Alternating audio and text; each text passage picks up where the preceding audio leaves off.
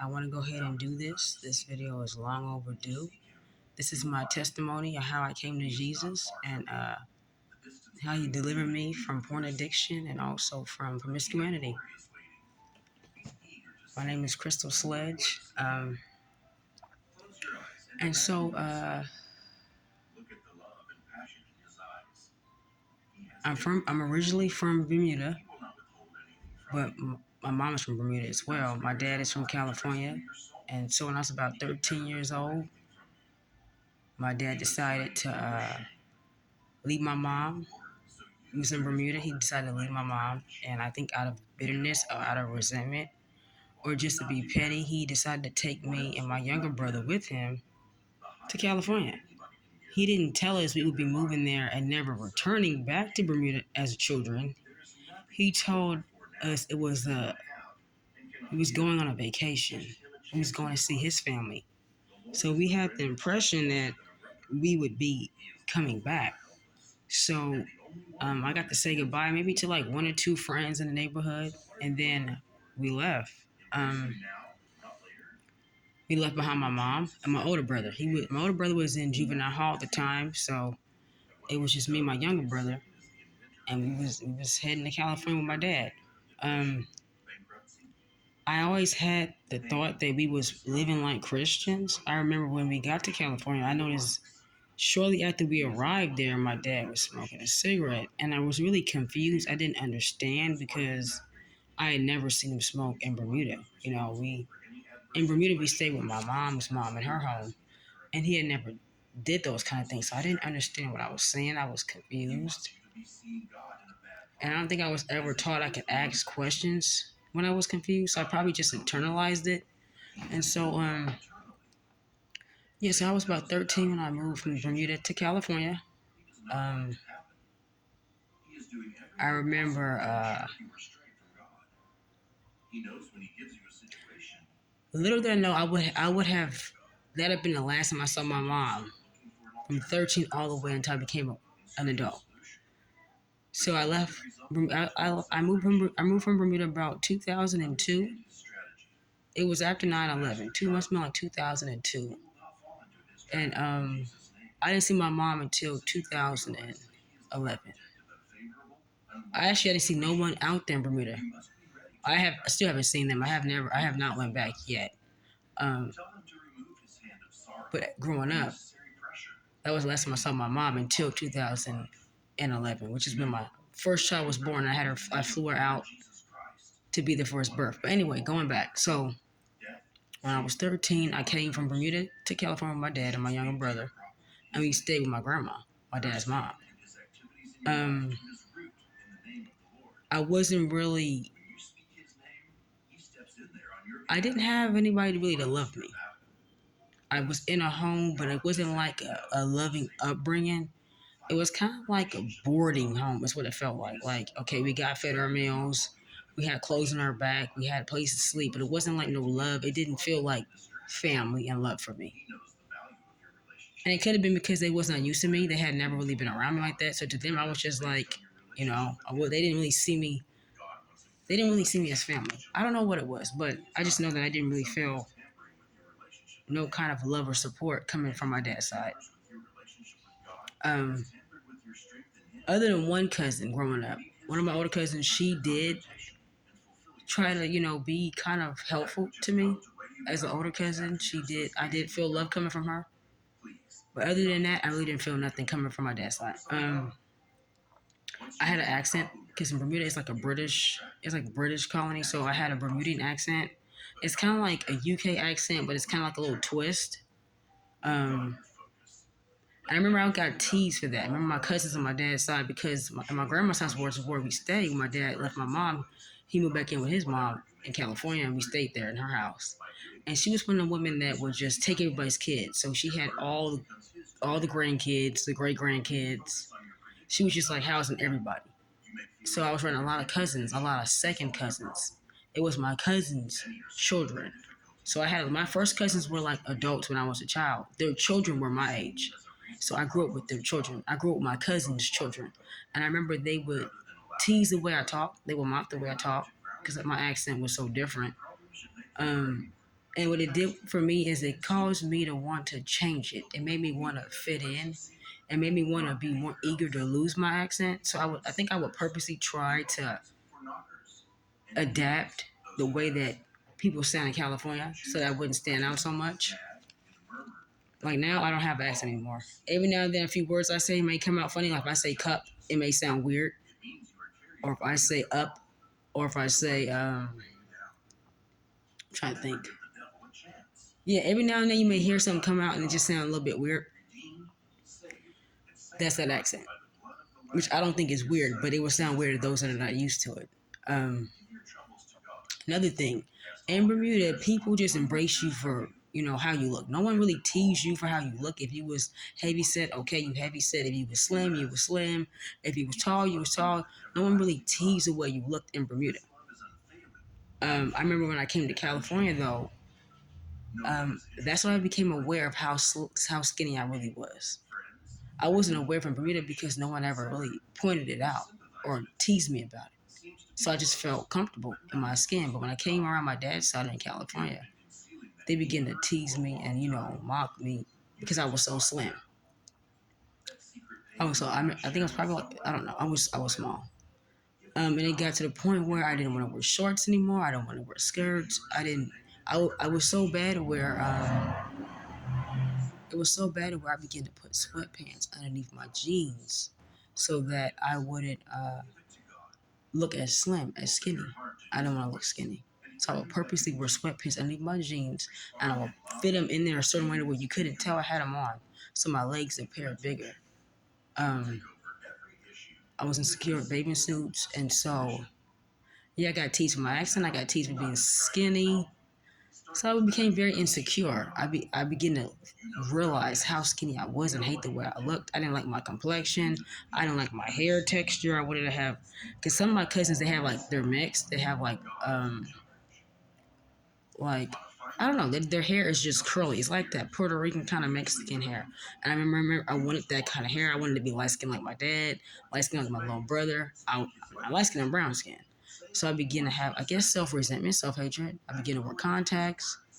And so then when I was about 13, 14, I was in 7th grade. I was in 7th grade, and I remember it was school picture day. And when my pictures came back in, I showed them to everybody in the house, my grandma, everybody, my cousins. And my grandma accused me of stuffing my shirt with something. She was trying to say that my breasts were not that size and I was stuffing my shirt, which wasn't true. So she was just attacking me. Not only that, but at one point, I would dress in a way that was presenting my breasts, like showing my cleavage. And I did that, I believe, because I was so insecure about everything else about me. I felt like that was my only asset, was my chest. So I would try to highlight that area of my body. And I remember I had this shirt on one day, and my grandma, she said, "You look just like a whore." She said, "You look just like a whore." And I didn't understand words, negative words being spoken of in my life. I still went out in that shirt. It didn't matter. So yeah, she planted the seed. And I first watched porn when I was about 14. One of my cousins that I grew up with at my grandma's house, he put it on late at night and we watched it. Me, him, and a couple of other cousins watched it. Those were all seeds that was being planted in me. Now in Bermuda is when I first seen a porno magazine. That was in Bermuda. And in Bermuda is when I first tried cigarettes. It's when I first tried alcohol. And now in California is when I first tried weed. But Jesus protected me because it's very addictive, but I never got addicted to it. And that's just not unheard of. If you smoke anything that's addictive, you risk the chances of getting addicted. But I never got addicted, and I didn't like the way it made me feel. Even though I must have been very sad about, leaving Bermuda so young and not seeing my mom in all those years and not seeing my friends and not really being accepted in my dad's side of the family. Even in spite of that, the Lord did not allow weed to be a comfort for me. It just didn't. It just didn't work for me. So I didn't continue to do it because He didn't let me get hooked on it. So I'm going to fast forward. I was very dependent on my dad.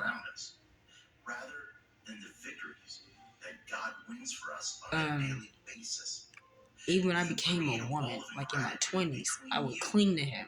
He never really raised me to like mature and branch out and be independent. He allowed me to be as a child, just cling to him, hang around him, be around him too. I was a grown woman, roommating with my dad. When I should have had my own place, had a job. I did have a job. But I was clinging to him. He was like a comfort zone for me. Like he was comfort for me. Even though he was never a good dad, he didn't really take care of us growing up. My grandma did.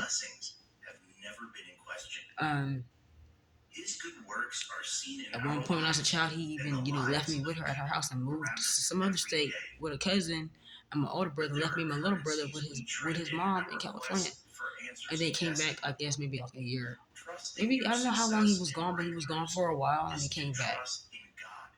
So I can't say he was a good dad. But for some reason, he became comfort. I think I got soul tied to him at some point. So, okay, so I'm in my 20s now. And me and my dad are roommating. And I had my first child. And he was working a job, but he had an alcohol problem. And it cost him to lose his job. And real quick, I want to mention this. The Lord Jesus Christ also protected me from alcoholism because I did drink a lot as a teen. I drank a lot. I was a partier.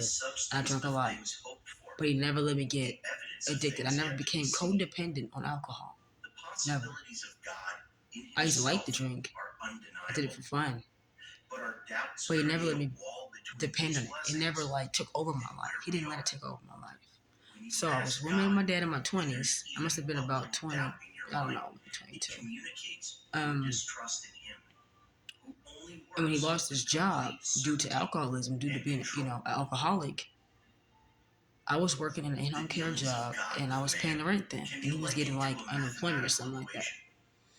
And one day I think I had noticed a note on the door, like an eviction notice, and I'm like, I gave him the money for the rent, but we had this eviction notice. So I'm like, and he was never the person to explain what's going on. He was just you didn't know what to expect being around him. He can just. You just didn't know what was coming. So he didn't give me no heads up, we're going to be leaving. I didn't pay the rent. They're going to be kicking. It was kind of just, bam, note on the door. We're leaving. I'm being informed we're leaving as it's time to go. It's only days before we got to get up out of there. And I'm being told, now we got to go. We got to leave. And I had my first child. He was 1 at the time. So, my dad, we hopped in our car, got some things, got our belongings, and we started heading to Tacoma, Washington, to his girlfriend's house. And we got there, and my dad's girlfriend was young. She wasn't many years older than me. She might have been a couple years older than me. She was more my age than she was in his age. And her dad was standing there. Her dad was a crackhead, and he had made a statement that he likes young. I'm not going to say what he said, but it was very inappropriate. It was very vulgar. And he was letting me know that he was interested in me in a sexual way. And I told her, and she was an alcoholic, and she smoked, and she did drugs. And she used to pop pills, and she drank a lot. So she's like, no, my dad don't want you. No, my dad don't like you. No. So she was not even believing me saying that he was trying to make a pass on me, like a sexual remark to me. She didn't believe me about that. And so one night, my dad and her got into some kind of fight. She was yelling, screaming, whatever. They got in a fight. I forgot to mention, my younger brother was there with us. He had moved with us to Tacoma, Washington, to my dad's girlfriend's house. They got in a fight. She was threatening to get my dad shot by. She said, I'm going to get my baby daddy to shoot you.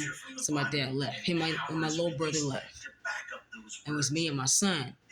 Because she had gave us one of her main rooms. She gave us one of her main rooms to sleep in. So I come out the room. My dad in his underwear just standing there. It's just things I didn't need to see, And so he leaves out of our house, and I bag up all of our belongings and give my son. And we're outside in her driveway, and it's late at night. And I want to mention something. I had every reason to be afraid and worried and concerned and stressed because I had no money. I never learned how to drive. My dad never taught me how to drive. I had no money. I had no support out there. I knew nobody in Tacoma, Washington. I didn't know